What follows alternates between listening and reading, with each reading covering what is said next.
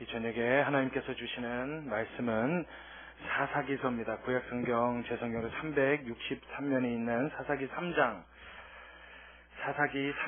1절로 6절의 말씀을 우리 같이 보겠습니다. 사사기 3장 1절로 6절까지의 말씀.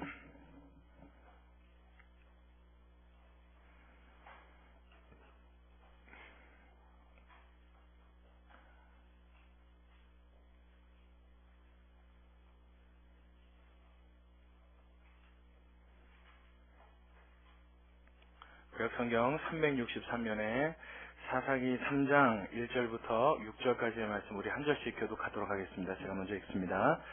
여호와께서 가나안 전쟁을 알지 못한 이스라엘을 시험하려 하시며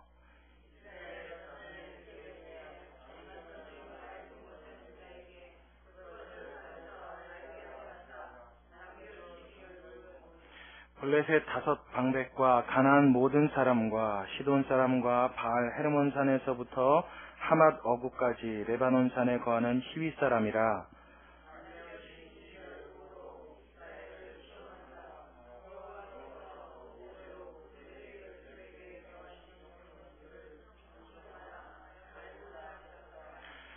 이스라엘 자손은 마침내 가나안 사람과 헷 사람과 아모리 사람과 브리스 사람과 히위 사람과 여부스 사람 사이에 거하여 그들의 딸들을 취하여 아내를 삼으며 자기 딸들을 그들의 아내에게 주며 또 그들의 신들을 섬겼더라.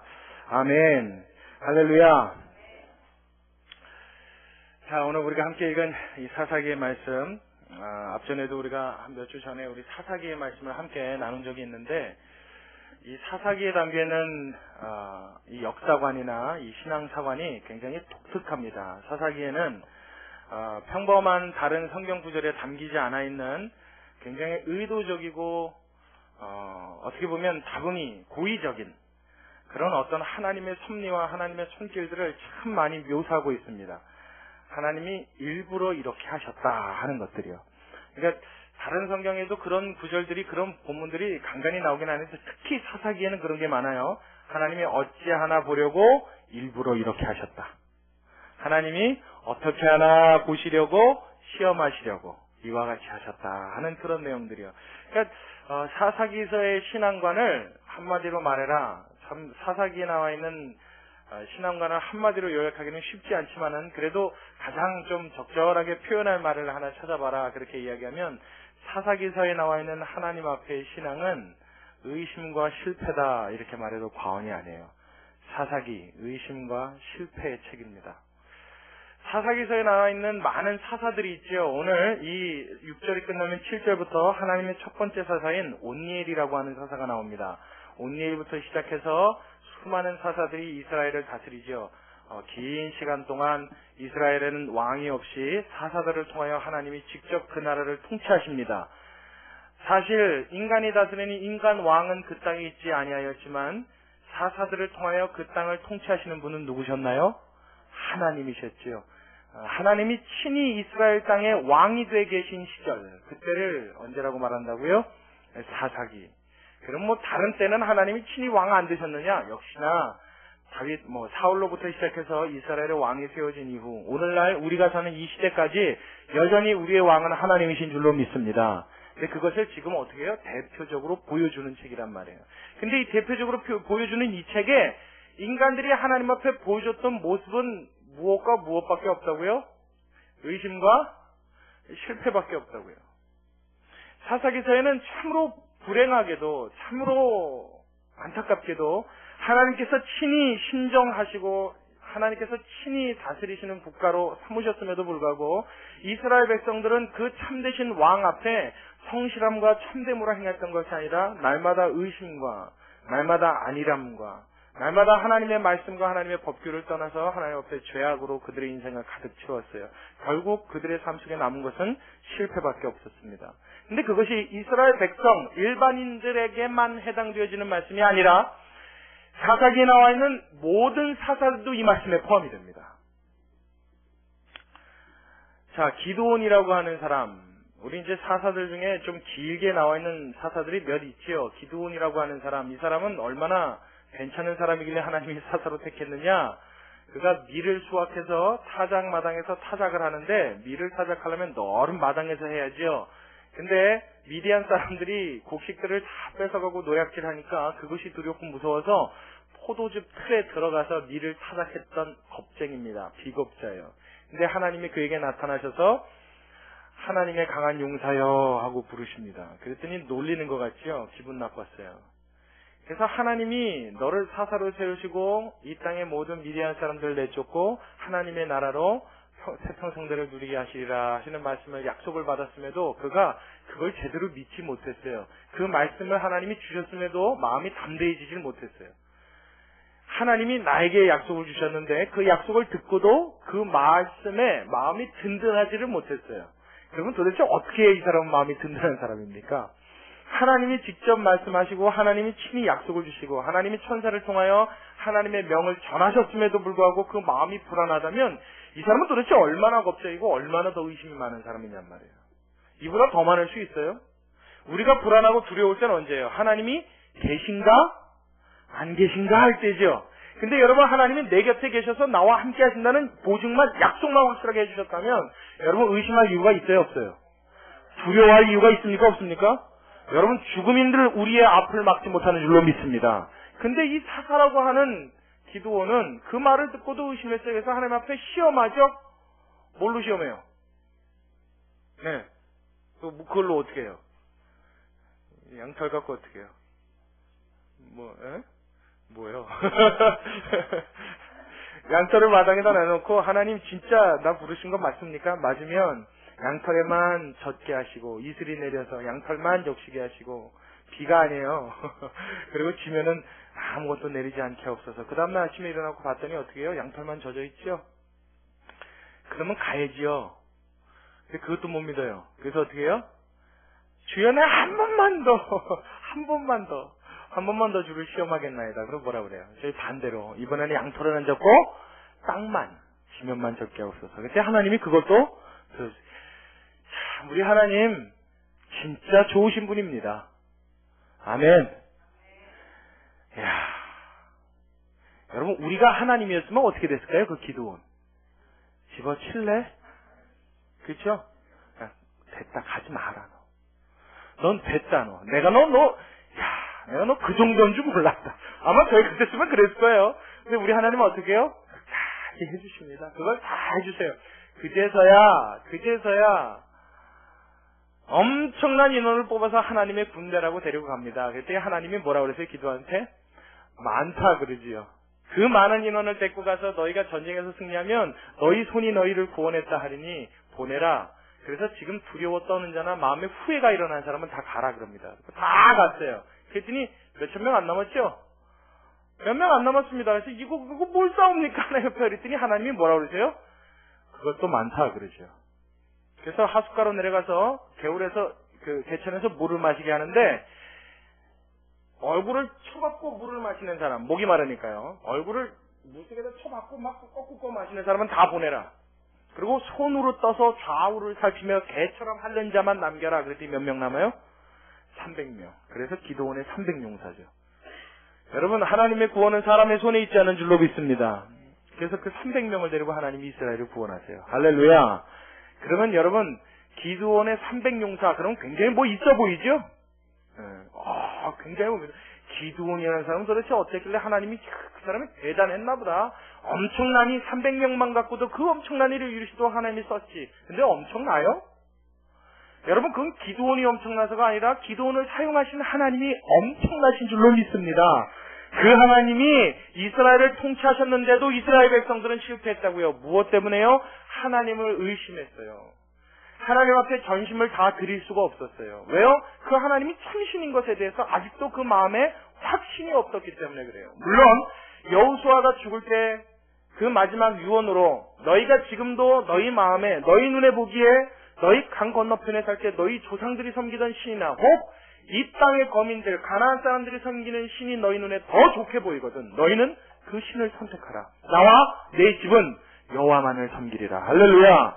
이 유언을 마쳤을 때 이스라엘 백성들이 다 뭐라고 했어요? 아닙니다. 우리도 여호와 하나님만을 섬기겠나이다. 그리고 맹세했어요. 너희 그 말을 이 돌이 들었다. 그리고 돌을 세웠습니다. 이 돌이 증거가 되리라. 세세토록 너희 자녀들에게 있으면서 이 돌이 무엇이냐 묻거든 하나님 앞에 이 맹세한 것의 증거물이라 하라. 그리고 이야기를 해요. 근데 재미난 것은 그들이 물론 여호수아가 살아있을 때는 하나님을 섬기고 믿었지만 여호수아가 죽고 그들을 알지 못하는 세대가 새롭게 일어나자 그들의 마음속에 어떻게 뭐가 일어났어요? 하나님에 대한 의심이 여전히 일어난 거예요. 자, 우리나라도 마찬가지죠. 1920년쯤이라고 해야 할까요? 1920년, 30년대 우리나라의 가장 격동적인 부흥기입니다. 그렇죠? 평양을 필두로 해서 김익두 목사님이라든가 여러분들이 아는 많은 목사님들이 최건능 목사님, 여러 목사님들이 우리나라 대한민국을 복음으로 발칵 뒤집어 엎었던 대부흥이 일어났습니다. 그래서 삽시간에 복음은 퍼졌고 모든 사람들이 우상과 미신에서 떠나 하나님을 섬기는 길로 접어들였어요. 그래서 한때는 우리나라의 국교가 기독교가 아닌가 할 정도였어요. 그렇죠? 대단했습니다. 물론 그때는 우리가 살지 않아서 1920년대에 우리 살았던 분 안 계시죠. 그때는 살지 않아서 우리가 잘 모르지만 과거에 우리나라에 그 엄청난 핍박과 환란이 있음에도 신앙을 지켰던 믿음의 선배들의 이야기를 들으면 정말 대한민국은 하나님의 도성이 맞습니다. 아멘. 그럼에도 불구하고 우리의 모습은 어때요? 그들의 신앙의 수준에 미칩니까? 못 미칩니까? 택도 없죠. 자, 또 하나요. 우리뿐만 아니라 우리의 자녀들은 어떻습니까? 우리의 신앙에 우리의 자녀들이 미칩니까? 못 미칩니까? 미치기를 원합니다. 그러나 대부분의 경우 내 자녀만 말하지 말고요. 우리 다음 세대는 어때요? 지금 요즘 세대가 더 신앙이 좋아지고 있어요? 점점 더 안 좋아지고 있어요? 안 좋아지고 있죠. 점점 교회를 떠납니다. 이게 가만 보면요. 이스라엘 구약에 사사기 시대에 반복했던 이 실수와 잘못이 우리나라에도 똑같이 거듭되고 반복되는 것 같아요. 그렇죠? 한때 부흥하면 뭐 합니까?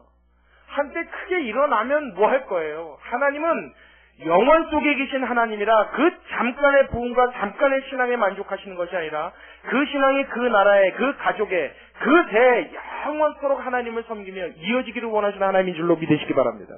이스라엘 백성들에게도 하나님이 그걸 원하셨다고요. 하나님이 이스라엘 백성 그러면 어느 시대의 이스라엘 백성만을 하나님의 자녀라고 말하지 않아요. 전 세대에 거친 모든 이스라엘 백성을 하나님은 자기의 자녀로 삼으신 줄로 믿으시기 바랍니다. 영적인 이스라엘 백성 누구예요? 우리 아닙니까? 우리잖아요. 우리의 국교는 대한민국이지만 우리의 국가는 대한민국 이 나라지만 영적으로 보면 하나님이 택하신 하나님의 민족 이스라엘 백성 맞습니까? 여러분이 아브라함의 자손 맞습니까? 맞다고 생각해 주신 분은 아멘 하십시오. 아멘. 그렇죠. 저는 아브라함의 자손입니다. 믿음의 자손이에요. 이스라엘 백성입니다. 영적인 이스라엘 백성이에요. 하나님이 예수 그리스도의 피값 주고 사신 하나님의 자녀된 영적인 이스라엘 백성 맞습니다. 그렇다면 하나님이 나에게 요구하시고 원하시는 것이 무엇이겠어요? 오직 하나님만을 섬기며 그 신앙 흔들리지 않고 변하지 않는 것, 변치 않는, 의심치 않는, 실패치 않는 신앙의 승리를 하나님께서는 기대하고 원하시는 줄로 믿으시기 바랍니다.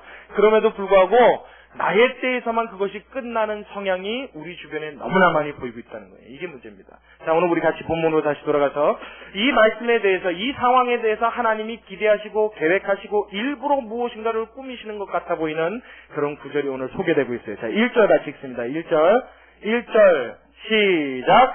여호와께서 가나안 전쟁을 알지 못한 이스라엘을 시험하려 하시며, 자, 다시요. 하나님이 이스라엘 전쟁을 알지 못한 이스라엘을 무엇하려 하셨다고요? 시험해 보려고 무언가를 하셨대요. 무언가를 하셨습니까? 자, 2절이요. 이스라엘 자손은 세대 중에 아직 전쟁을 알지 못하는 자에게 그것을 가르쳐 알게 하려 하사 남겨두신 열국은, 그리고 나라 이름이 쭉 나옵니다. 5절까지 나오죠. 그죠? 블레셋 다석방백, 가나안 모든 사람, 시돈 사람과 바알 헤르몬 산부터 하맛 어구까지 레바논 산에 거하는 히윗 사람, 남겨두신 이 열국으로 이스라엘을 시험하사 여호와께서 모세로 그들의 열조에게 명하신 명령들을 청종하나, 이걸 알고자, 이걸 시험하고자 하나님이 그들을 남겨두셨대요. 하나님이 전쟁을 알지 못한 그 다음 세대, 1920년대 이후에 우리나라가 급부상하고 영적으로 하나님 앞에 부흥기를 확 맞이한 그 다음 세대, 영적 전쟁이 이 땅에 한번 강한 바람을 몰고 간 이후에 그 전쟁을 알지 못하는 우리들에게 하나님이 시험하고 싶은 것이 있다는 거예요. 무엇이요? 그때 당시 그 열조들이 섬겼던 하나님의 그 열심과 그 신앙과 하나님의 명령을 듣고 청종하고 순종하는 마음이 우리에게도 있는가? 하나님은 그것을 지금 우리에게 질문하시는 줄로 믿으시기 바랍니다. 자, 이 말씀에 대한 좀 구체적인 설명이 그 앞장, 2장 앞에 보면 나와 있습니다. 자, 2장 앞에 보면, 자, 20절부터 제가 한번 볼게요. 2장 20절. 여호와께서 이스라엘에게 진노하여 이르시되 이 백성이 내게 그 열조와 세운 언약을 어기고 나의 목소리를 청종치 아니하였은즉 나도 여호수아가 죽을 때에 남겨둔 열국을 다시는 그들의 앞에서 하나도 쫓아내지 아니하리니. 뭐라고 그러셨어요? 이스라엘 백성이 내 앞에서 범죄하고 또 내 명령을 어겼다. 그러니까 뭐요? 내가 여호수아가 사는 날 동안 쫓아내지 못했던 남은 그 족속들 중에 내가 다시는 이 땅에서 몰아내지 않고 그대로 남겨두리라. 이제는 쫓아내는 일이 없을 거예요. 그러니까 여호수아 때 쫓아내고 났으면 그 다음서부터는 하나님이 손대지 않겠다는 거예요. 이제는 다 어떻게 해요? 가나안 땅에 이스라엘 백성들과 함께 사는 잡족들로 섞여 있게 되는 겁니다. 자, 22절에 이는 이스라엘이 그 열조에 지킨 것 같이 나 여호와의 도를 지켜 행하나 아니하나 그들로 시험하려 함이라 하시니라. 그 열국을 머물러 두사 속히 쫓아내지 아니하시며 여호수아의 손에 붙이지 아니하셨으니 이를 인함이었더라. 자, 이제 절 보세요. 하나님이 이스라엘 백성이 가나안 땅에 들어가서 여호수아와 함께 그 가나안 7족속을, 사실은 7족속이라 말하지만 성경의 그 족속들을 가만히 살펴보면 수십 수백 족속이나 나랍니다. 작은 부락과 족속까지 합치면 굉장히 많습니다. 이 족속들을 쫓아낸 거예요. 그 중에 대표격인 족속이 7족속입니다. 그 7족속을 쫓아내는데 쫓아내다 못 쫓아낸 사람들이 있단 말이에요. 왜 못 쫓아냈을까요? 무엇 때문일까요? 그들이 하나님께서 너희 손에 붙였다. 너희는 가서 그들을 다 진멸하되 하나도 없게 하고 너희는 하나님의 거룩한 자녀로서 거룩하심으로 구별받은 것의 증표로 잡족들과 섞이지 않기 위해 그 땅에서 씨를 말려라. 하나님 그렇게 말씀하셨어요. 아무도 남기지 말아라. 근데 쫓아내다 못 쫓아내는데 그 이유가 여러 가지가 나옵니다. 뭐 어디에 있는 족속은 철병가가 있으므로 쫓아내지 못하였고, 뭐 어디 있는 족속은 그 성이 요새와 같아 함락시키지 못하였고, 이유들이 쭉 나옵니다. 그러면 여러분, 철병가가 있어서 쫓아내지 못했으면 하나님이 철병거보다 못한 하나님입니까? 그들의 성이 요새와 같아서 함락시키지 못했다고 한다면 여리고성 7바퀴 돌고서 소리질러 무너뜨린 건 도대체 무슨 기적입니까? 여러분, 이 핑계가 말이 돼요, 안 돼요? 안 돼요. 사실은 그들이 못 쫓아낸 이유가 쫓아내려고 하다가 기운이 안 되고 힘이 안 돼서 못 쫓아낸 게 아니라 쫓아내다가 어느 시점이 되니까 더 이상 쫓아내고 싶은 마음이 없어진 거예요. 그래서 철병걸 보고 야, 쟤네는 좀 까다로운데 좀 제껴놓고, 우와, 저 성은 굉장히 요새 같은데 힘들겠다. 조금 좀 다음에 하고. 이게 벌써 여러분 여리고성에 7바퀴를 돌아서 소리질러 무너뜨렸다는 사실을 까마득하게 잊어버린 겁니다. 누가요? 그 시대에 전쟁을 겪었던 당사자들이 그 사실을 잊어버린 거예요. 다시 말하면 신앙의 열심을 갖고 하나님 앞에서 하나님이 일으키시는 기적을 체험하고 하나님의 은혜를 체험하고 하나님의 축복과 하나님이 역사하시고 전쟁을 친히 싸우신 것을 눈으로 보고도 그들의 마음이 어떻게 해요? 안일하여지고 그 하나님 앞에 나의 인생을 전부 맡겼던 것에서 다시 조금씩 나에게로 되찾아오기 시작했다는 이야기입니다. 무엇 때문에 그랬을까요? 그들이 하나님 앞에 자기 인생을 맡겼다가 도로 되찾아온 이유는 무엇 때문이었을까요? 이제 하나님 없이도 살만하다는 생각이 들었기 때문이에요. 잡족들이 다 내보내야 된다, 이게 하나님의 뜻이었는데 이제는 웬만큼 다 내보냈거든요. 이제는 어디 가서 발을 대도 그들이 세력이 크지 않아서 우리가 가는 곳에 별로 그렇게 영향력을 행사하지 못할 족속들만 남았거든요. 뿐만 아니라 그들은 이스라엘 백성, 그러면 마음이 물과 같이 녹아서 오히려 우리의 종이 됐고 하수인이 됐으면 됐지 그들 때문에 곤란을 당할 일이 없겠다 머리에 계산이 된 거예요. 여러분, 이걸 보고 뭐라 그러냐면 신앙에 기름이 꼈다 이렇게 이야기합니다. 배에 뭐가 찼어요? 기름이 가득 찬 거예요. 이제 평안한 거예요. 이제 살만한 겁니다. 이제 괜찮아진 거예요. 이 일로 인하여 그 결과 무엇이 일어났어요? 하나님의 역사와 하나님의 손길을 그리워하는 이 신앙 자체가 뿌리채 흔들려 버리기 시작했다는 거예요. 신앙인에게 있어서 가장 위험한 위기의 순간은 여러분 환난을 당할 때나 고통을 당할 때가 아닙니다. 평안하다, 행복하다, 안일하다 할 그때가 가장 위기의 순간인 줄로 믿으시기 바랍니다. 왜요? 그때는 하나님의 도움이 없어도 괜찮을 것 같은 생각이 들어요.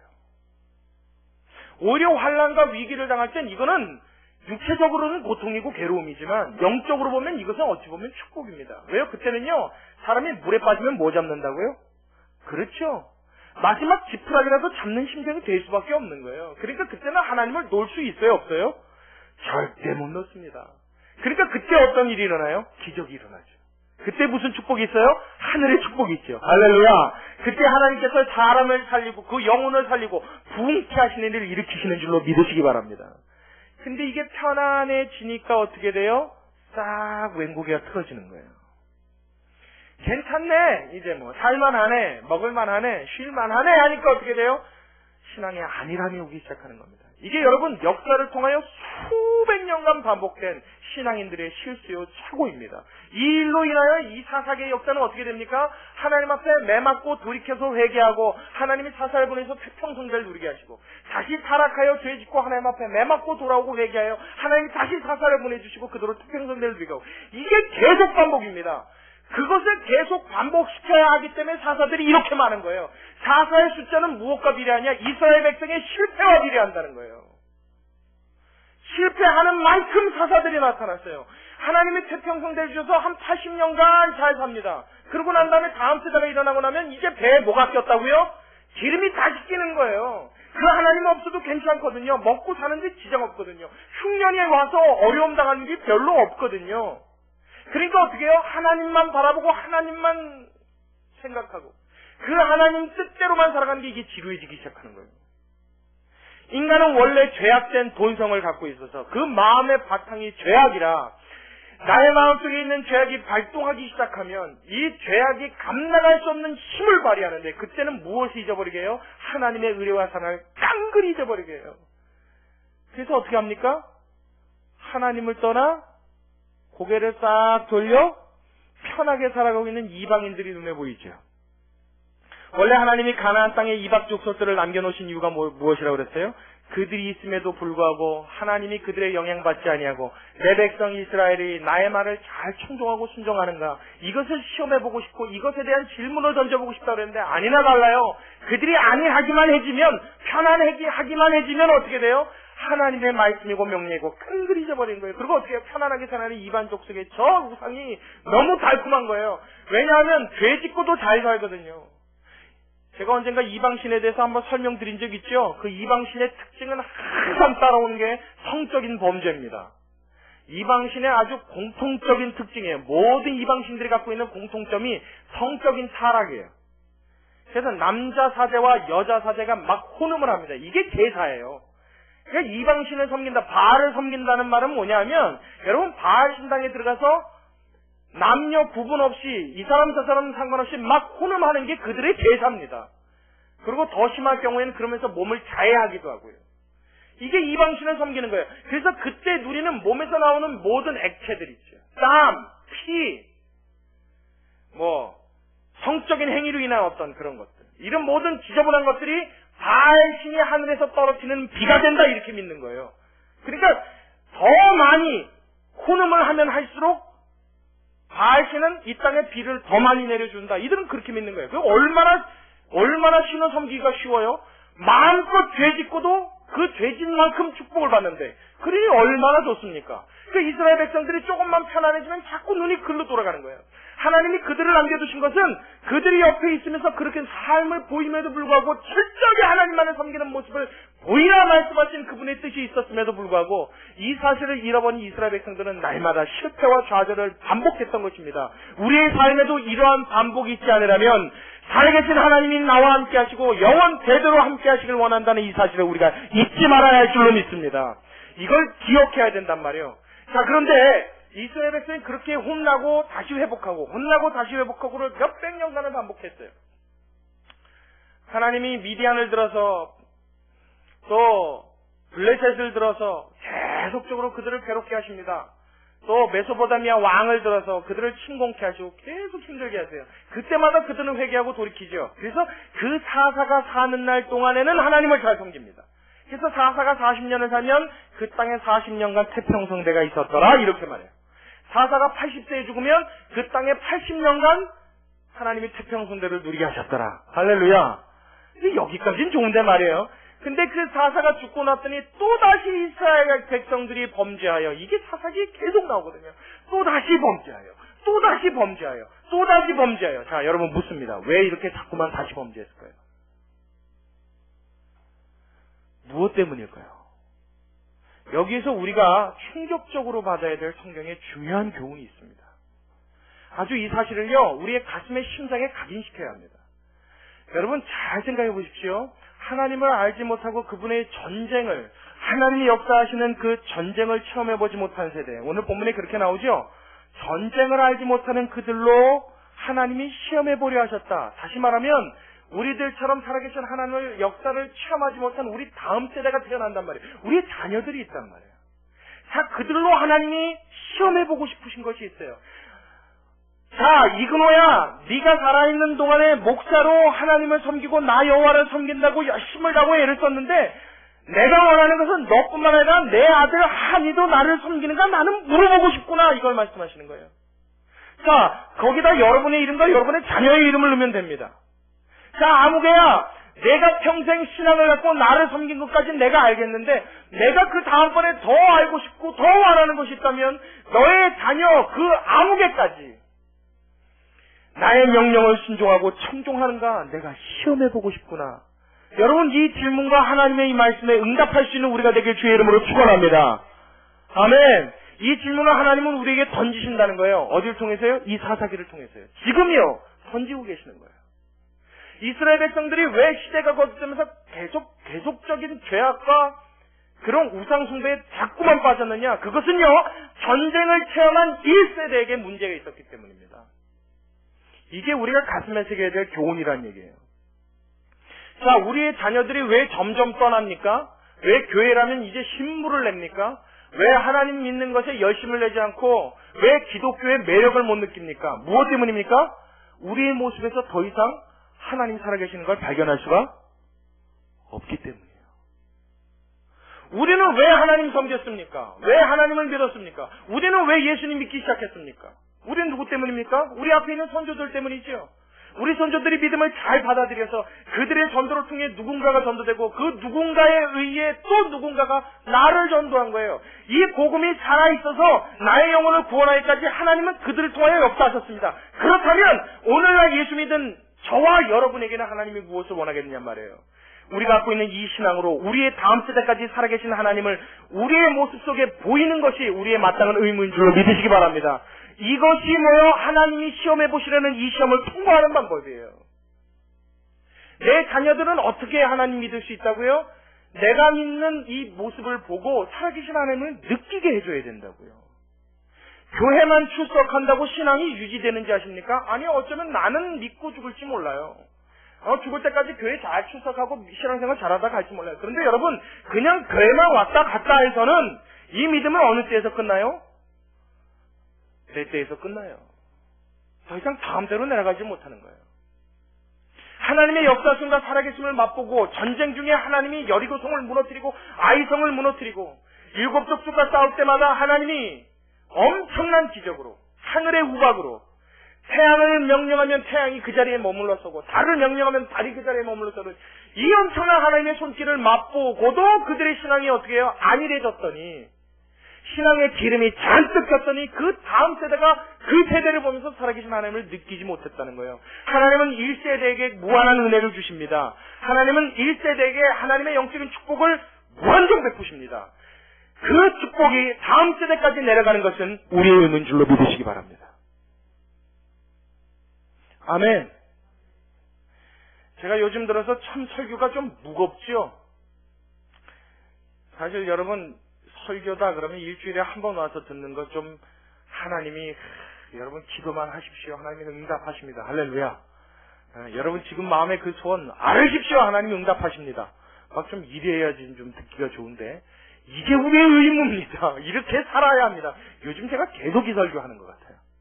왜냐하면 그럴 수밖에 없는 게 요즘 제가 성경을 보면서 하나님이 저에게 깨닫게 하시는 것이 그런 것들이에요. 목사가 깨닫는 걸 설교하지 뭐 다른 게 있겠습니까? 여러분 현대는요 우리가 복을 받을 만큼 받았습니다 이미. 예.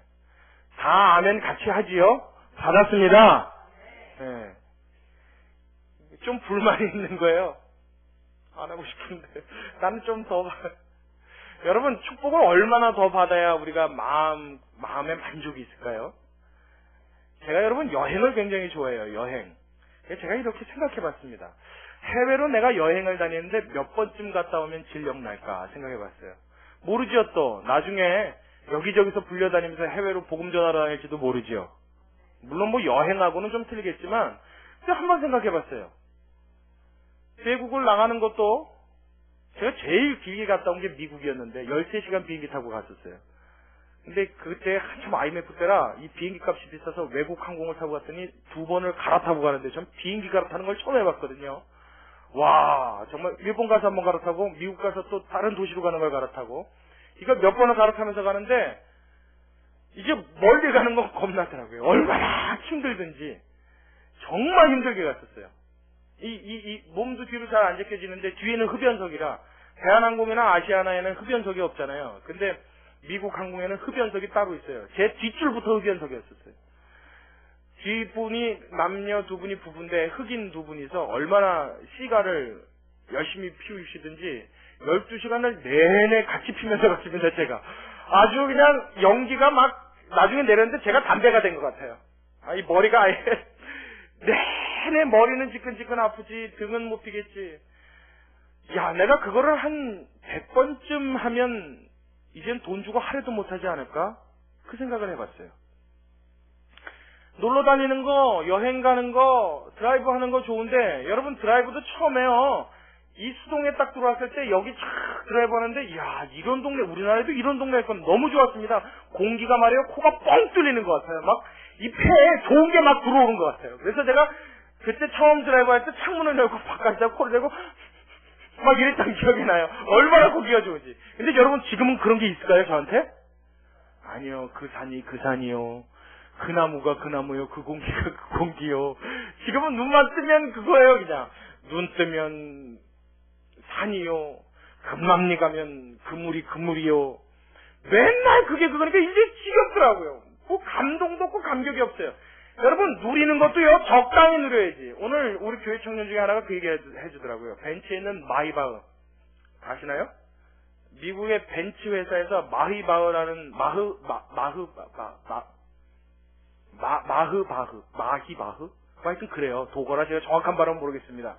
그 차를 만들어내는데 1차 만들었던 게 7대를 만들었어요. 근데 우리나라에서 4대를 샀습니다. 전 세계 7대 있는 차에 우리나라가 7대를 가지고 있어요. 4대를 가지고 있어요. 근데 그 중에 한 대를 목사님이 가지고 계시고요. 그 중에 한 대를 다단계 회사의 회장이 가지고 있습니다. 참 웃긴 나라예요. 미국 텍사스주의 5분의 1도 안 되는 땅덩어리에서 독일에서 딱 7대 만든 7, 8억에 해당되어지는 차값만이에요. 7, 8억짜리 차를 우리나라에서 4대를 보유하고 있어요. 이번에도 100대를 한정 출시했어요. 마이바흐 2를 만들었답니다. 그래서 100대를 한정 출시했는데 각 나라마다 3대씩 줬대요. 이 우리나라에 준 3대는 이미 팔렸답니다. 참 대단한 나라죠. 그래서 제가 그 얘기를 듣고서 돈이 얼마나 많으면 그렇게 하는 거야? 그러고 물었어요. 차값만 8억이고 옵션까지 다 합치면 옵션이 몇백만 가지랍니다. 뭐 차 시트의 색깔, 모양, 재질 다 고르는 거예요. 그래서 옵션만 정하는데 한 달이 걸린대요. 그래서 그 차를 우리나라에 들어와서 실질적으로 살려면 약 한 12억, 13억이 들어간답니다. 근데 이미 팔렸대요. 없어서 못 사요. 여러분 그렇게 많으면 막 너무 행복할 것 같아요?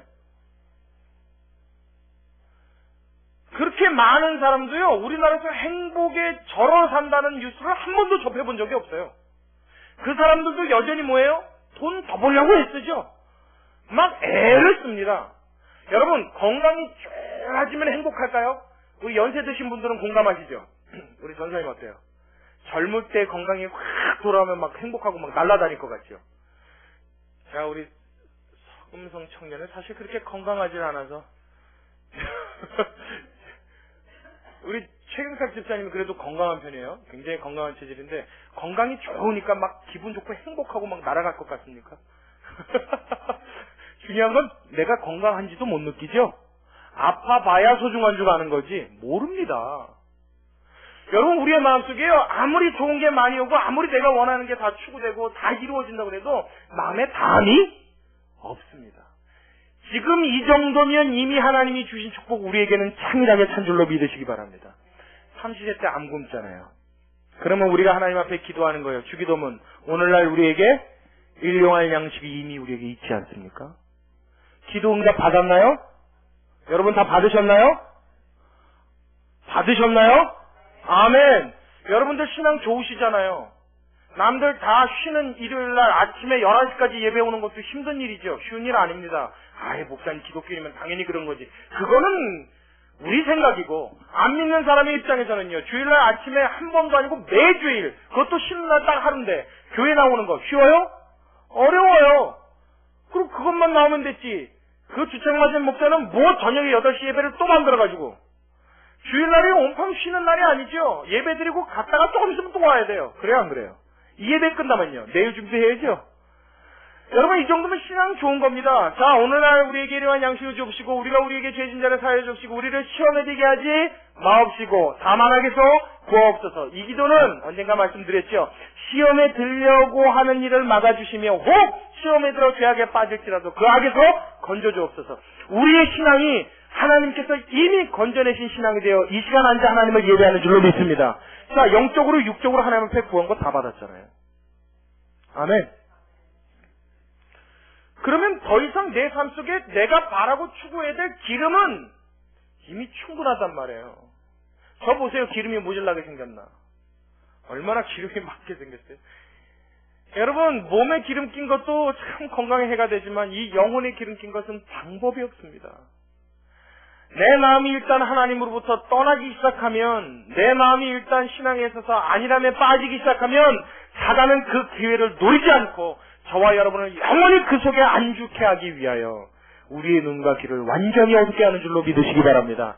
그래서 어떻게 된다고요? 결과적으로 내 자녀가 죄악에 빠진다고요. 나는 신앙을 지켰는데 누가요? 내 자녀가요. 우리가 더 신앙에 몸부림치고 이 신앙으로 살고 내 삶을 더 하나님 앞에 온전케 하고자 노력해야 될 이유는 무엇입니까? 나의 이 모습을 보고 내 자녀가 살아계신 하나님을 느끼게 하고자 하는 거예요. 나는 영적인 전쟁을 체험해서 하나님의 손길을 경험하였지만 내 자녀는 그 영적인 전쟁을 체험해보지 못했다고요. 하나님의 역사하시는 그 손길이 어떤 건지 감을 못 잡는다고요. 그저 내 모습 보고 아는 것뿐입니다. 내가 섬기는 하나님을 통하여 그 하나님을 아는 겁니다. 내가 부르짖는 아바 아버지를 통하여 내 자녀도 하나님을 아바 아버지라고 부르짖는 겁니다. 그러니 어떻게 해요? 여러분, 스승보다 나은 제자가 있습니까? 아무리 우리가 신앙이 좋아도 나보다 좋은 자녀가 나오기는 힘들단 말이에요. 그러니 그 자녀의 영혼을 위해서라면, 이 나라 이 민족이 하나님 앞에 자자손손 대도로 축복받고 하나님의 도성이 되기 위해서라면 지금 이 순간 우리는 우리의 신앙 앞에 긴장해야 될 줄로 믿습니다. 그냥 마음 꼭 놓고 생활하면 안 된단 말이에요. 그럼 뭘 반복해요? 우리도 역시 사사기도 반복해요. 누군가 환난에서 건져줄 주의 종을 하나님은 또 보내실 거예요. 그 음성을 듣고 돌이킬 때는 많이 맞고 많이 싸낸 이유일 겁니다. 그러기 전에 이 말씀으로 우리가 먼저 고침받아 우리와 우리의 자녀가 평생의 하나님의 축복을 받고 하나님의 태평성대를 누릴 수 있는 축복의 삶이 되시기를 주의 이름으로 축원합니다. 할렐루야. 누구에게 그 책임이 있다고요? 기성세대인 우리에게 책임이 있다고요. 여러분, 지금 우리나라의 실정이요, 위정자들로부터 시작해서 국회 많은 국회의원들이 사실 어떻게 보면 이 나라가 기독교 국가라고 해도 사실 과언이 아닐 정도입니다. 지금 뭐 대통령부터가 이미 기독교인이죠. 장로님이시잖아요. 뭐 보좌관부터 시작해서 국회에 또 청와대에 중요 요직에 있는 크리스천들이 참으로 많이 있습니다. 그런데도 비리는 끊이지가 않죠. 그런데도 범죄는 끊이지가 않습니다. 범죄 사회에서 일어나는 범죄 말하는 게 아니에요. 그 위정자들 사이에서, 국회의원들 사이에서 벌어지는 범죄예요. 제가 언젠가 뉴스를 한번 봤는데 뉴스에 무슨 소식이 있냐면 작년 한 해 동안 국회의원들의 재산을 조사했대요. 재산을 조사했는데 어떤 의원이 어떻게 재산이 불고 어떤 의원이 어떻게 재산이 줄었나 그걸 조사를 했는데 딱 한 명만 마이너스 8억이었어요. 그 나머지는 억대로 다 재산이 늘었어요. 무슨 국회의원이 1년에 억대가 늡니까? 그게 뭐 어떻게 가능한 일이에요? 더 재밌는 건 그 안에도 그리스도인들이 있다는 얘기죠. 그래서 그나마 그 한 명 마이너스 8억 된 사람, 8억이면 너무 큰데 그래도 다행이다. 그래도 그렇게 많이 뿔지 않은 사람이 한 명이라도 있네. 그런 생각을 했어요. 그랬더니 나중에 설명이 나오는데 그 의원은 대학병원급 규모의 병원을 건설을 했답니다. 그래서 자산 가치로 따졌을 때 현재 갖고 있는 자산 대비 작년 자산이 마이너스 8억이라는 거예요. 사실은 그 병원이 돌아가는 순간 어떻게 돼요? 돈은 더 기하급수적으로 늘겠죠. 제가 그 이야기를 이렇게 보면서 우리나라가 기독교 국가인데 뭐 국교가 기독교로 선포된 건 아니지만 이쯤 되면 기독교 국가라 해도 과언이 아닌 나라인데 이 나라의 책임을 담당하고 있는 저 높으신 분들은 어쩜 저렇게 죄다 죄를 짓고 있을까 이 생각을 했어요. 제가 죄 짓고 있다는 말이 너무 앞선 얘기인가요? 여러분 1년에 억대 이상의 재산을 증식할 때 죄를 짓지 않으면 불가능한 거 여러분도 인정하시지요? 불가능합니다. 이 나라에서는. 죄 짓지 않고서는 1년에 억대 이상의 돈을 축적을 할 수가 없어요. 그것도 매년 그렇게 할 수는 없습니다. 여러분 도대체 예수 믿는 사람이 뭘 바라보고 어떤 생각을 갖고 있길래 이 나라 이 민족이 이렇게 가는지 모르겠어요. 세상은 갈수록 악해지죠. 자녀들은 점점 삐뚤어 나갑니다. 이 세대의 풍조는 점점 무서워지고요. 이제는 길거리 다니면서 제일 무서운 사람이 어떤 사람이에요? 10대죠. 제가 어렸을 땐 제일 무서운 사람은 군인 아저씨였는데 경찰이었는데 이제는 제일 무서운 사람 그럼 누구예요? 10대입니다. 수원역전에 가서 저 북문 근처에 가면요.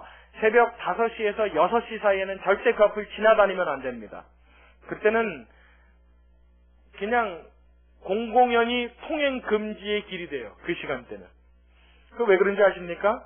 그 근처에 주점 하나를 맡고 있는 조직폭력배원들이 아침 뭐라 그러죠? 점호하는 시간이에요. 아침 점호하는 시간. 새벽 5시에서 5시 반, 요쯤 되면 모입니다. 그래서 인원 체크하고 출석 체크하고 해요. 근데 그 앞에 지나가다가 잘못 눈이라도 마주치면 소리 소문 없이 끌려갑니다. 그런 사람들이 많아요. 근데 그 끌고 가는 사람들의 얼굴을 보면 10대예요. 제가 그 시간에 그 앞을 차를 타고 지나가면서 봤는데 얼굴이 다 10대예요. 이 자녀들이 도대체 왜 이렇게 됐냔 말이에요. 그 자녀들 부모 중에도 분명히 예수 믿는 사람이 있습니다. 우리나라 사람 4명 중에 한 사람은 예수 믿는 사람이니까요. 여러분, 그 사람들의 일이라고 우리가 안주할 일이 아닙니다. 그 사람의 일이라고 우리가 그 생각을 놓아버릴 일이 아닙니다. 이 나라 이 땅에 하나님이 갖고 계신 생각과 하나님의 뜻은 지금 이 자리에 있는 저와 여러분을 통해서 하나님께서는 이루고자 하시는 뜻이 있는 줄로 믿으시기 바랍니다. 못하는 사람은 어쩔 수 없어요. 오늘 이 설교도 들으시는 여러분들에게 하나님은 책임을 묻는단 말이에요. 못 들어서 몰라서 못하는 사람은 어쩔 수 없다고요. 이제는 누가 해야 될 책임이에요? 내 할 책임이에요. 내 할 탓이에요. 나를 통하여 하나님은 이 나라의 민족을 다시 일으키고 싶으신 거예요. 과거의 그 뜨거운 하나님의 역사와 하나님의 영광을 누구를 통하여? 나를 통하여 일으키고 싶으신 거예요. 내가 얼마나 하나님 앞에 열심을 다하고 내가 얼마나 나의 마음을 주님 앞에 드리느냐, 나의 신앙생활을 통하여 얼마나 내 자녀에게 살아계신 하나님을 보이느냐, 내 후손들에게 살아계신 하나님을 보이기 위해 나의 삶을 어떻게 끌고 가느냐, 하나님은 여기에 관심 있는 줄로 믿으시기 바랍니다. 아멘. 자, 이제 여러분 답은 우리가 스스로 내리죠. 여러분 내릴 수 있겠죠. 어떻게 살아야 합니까? 지금 이 정도 갖고 안 됩니다. 안 돼요. 사실 어떻게 보면 제가 이렇게 말하는 것도 우리에게 무리수가 있다라고 생각을 해요. 왜냐하면 과거에 한국의 60년대, 70년대 때는 목회자가 강대성에서 여러분 이거 갖고 안 됩니다 그러고 소리를 지르면요, 그냥 교인들이 그 자리에서 자리로 터석터석 주저 내려 앉았어요. 이렇게 의자도 없었죠. 그때는 그냥 원래 바닥에 앉아있다가 그냥 푹 쓰러졌어요. 쓰러져서 통곡을 하는 거예요. 왜냐면 이대로 안 된다니까. 이대로 안 된다니까 뭘 해야 돼요? 그냥 하나님 앞에 매달린 거예요. 막 장판을 뜯으면서 기도를 해요. 앉아있는 방석이 말이에요. 예배 끝나고 가보면 가관입니다. 뭐 어떤 방석은 반 이상이 젖어 있고요. 어떤 방석은 콧물이 묻어갖고 이렇게 미끈미끈하고요. 어떤 방석은 그냥 이걸 쥐었다고 기도해갖고 막 틀어진 게 태반이었어요. 사실입니까? 아닙니까? 제가 기억나는데 여러분들 기억 안 나세요? 예배가 끝나면 아수라장이었어요. 뭐 어떤 사람은요, 이 주보를 붙들고 기도했는데 얼마나 꼭 쥐었는지 그 흔적이 여전히 남아있어요. 우리 교회 예배 끝나고 나서 여러분 돌아가고 나면 제가 예배당을 이렇게 봅니다. 보면서 그런 생각을 해요. 하나님 우리에게 좀 더 몸부림이 있게 하여 주옵소서. 우리에게 더 간절함이 있게 하여 주옵소서. 다른 교회 어떻다, 다른 교회는 뭐 한다 우리 신경 쓰지 말고 하나님 이 분위기의 교회는 처음 하나님 신앙을 가졌던 그때로 돌아갈 수 있는 교회 되게 하여 주옵소서. 그 뜨거운 신앙을 우리가 회복해야 우리의 모습 속에서 우리의 삶 속에서 하나님의 영광이 나타나고 그것이 우리 후손들에게 증거가 될 줄로 믿습니다. 아멘. 그때는 너무 간절하고 애절하니까 절박하니까 조금만 말해도 마음이 움직여지고 하나님 앞에 간절함이 있었는데 이제는 이미 우리가 너무 큰 축복을 많이 받았어요. 이제 뭐 살 집이 없어 고민하는 사람도 없고요. 못해도 차 한 대씩은 다 있지요. 뭐 운전을 못해서 안 사면 모를까 차를 못 사서 못 굴리는 사람이 없을 정도입니다. 이제는 웬만큼은 하다못해 안 되면 중고차라도 살 수 있잖아요. 이런 세대에 우리가 더 이상 아쉬울 것이 없어지면 이제는 남은 길은 이스라엘 백성들처럼 하나님을 의심하고 실패하는 일밖에 우리에게 남아있지 않습니다. 여러분 그때가 되기 전에 여러분 이 말씀으로 우리가 먼저 경각심을 우리의 마음속에 받게 되기를 간절히 소원합니다. 이 말씀이 우리의 가슴을 쳐서 지금 들을 때는 우리가 그러려니 하고 고개를 끄덕이지만 예배 끝나고 여러분 집에라도 돌아가시면 이 말씀이 나의 가슴을 자꾸만 때려서 하나님 앞에 조바심이 날 수 있는 심정이 되기를 주의 이름으로 축원합니다. 그 심정으로 주님 앞에 매달리자고요. 우리 뭐 잘한 게 있고 뭐 잘난 게 있어서 하나님 앞에 당당하고 떳떳합니까? 우리 뭐 자신 있을 것이 있어서 이렇게 자신 있게 생활합니까? 아니죠. 오늘 이 순간도 하나님이 그 손의 끝을 놓아버리시면 우리는 한순간도 견딜 수 없는 연약한 인생임을 여러분 기억하시기 바랍니다. 하나님 앞에 열심으로 나아가고 우리의 전심으로 매달리고 우리의 마음을 하나님 앞에 내놓고 하나님이 아니면 안 됩니다 고집하며 나아갈 때 우리의 자자손손대대로 하나님의 역사와 하나님의 전쟁은 이어지는 줄로 믿으시기 바랍니다. 이것이 저와 여러분의 마음속에 새겨지길 주님의 이름으로 축원합니다. 기도하겠습니다. 고마우신 우리 아버지 하나님, 주님께 감사와 찬양을 돌려드립니다. 이스라엘 백성들 하나님 그 땅에 있으면서 하나님이 그들을 시험하고자 그 다음 세대가 되어 하나님의 전쟁을 알지 못하고 보지 못했던 자들이 아직도 나의 말을 순종하는가 하나님은 시험해보고자 이스라엘의 잡족들을 남겨놓으셨다 말씀하셨습니다. 하나님 그들을 통하여 범죄했던 이스라엘 백성들에게 진노하신 하나님, 우리의 삶 가운데 이와 같은 일이 되풀이되지 아니하도록 하나님 우리의 삶을 통하여 우리의 후손들에게 살아계신 하나님을 증거하고 보일 수 있는 주님의 귀한 하나님의 선택받은 백성다운 백성들의 우리 모두를 축복하여 주시옵소서. 아버지 나의 신앙은 낙대로만 끝날 것이 아닙니다. 하나님 내가 죽는다고 이 세상이 끝나는 것이 아닙니다. 내가 이 세상을 떠난다고 하나님의 손길이 이 땅에서 끝나는 것이 아닙니다.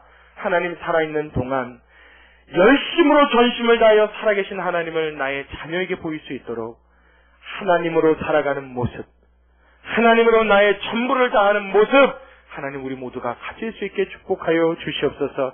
우리의 심정이 조금 더 절박해지게 하여 주옵소서. 우리의 가슴이 우리 주님 아니고서는 안 된다 하는 이 고집스러운 마음이 더 강하게 생기게 하여 주옵소서. 하나님 그냥 편안하게 안일하게 집에 앉아 있다가도 주님 앞에 나가서 기도하지 않으면 안 될 것 같소. 우리 무릎을 세울 수 있는 은혜 내려 주시옵소서. 하나님 주의 음성을 듣지 않으면 주의 말씀을 보지 않으면 불안하여 견딜 수 없는 심령 생기게 하여 주시옵소서. 아버지 주님이 나를 도와주시지 않으면 나는 어떻게 살까? 우리 주님 나를 사랑해 주시니 내가 너무 감사하다. 내 가슴에 살아계신 하나님이 순식간 있게 와닿아서 그 모습을 나의 자녀가 교육받게 하여 주시옵시고 그것이 이 나라 이 민족의 신앙이 될 수 있도록 주님 우리를 사용하여 주시옵소서. 작은 돌멩이 하나가 아무리 넓은 강물에 빠질지라도 작은 돌멩이 하나가 파문을 일으켜 온 강의 물결을 이루는 줄로 믿습니다. 우리는 적은 돌멩이 같은 연약한 존재들입니다. 그러나 하나님 사용하시면 이 나라 이 민족의 큰 파물이 되어 하나님의 역사하심이 하나님의 기적이 나타나게 될 줄로 믿사오니 우리 모두가 그 일에 쓰임받게 하여 주시옵소서. 주님께 감사를 드리며 살아계신 예수님의 이름으로 기도드리옵나이다. 아멘.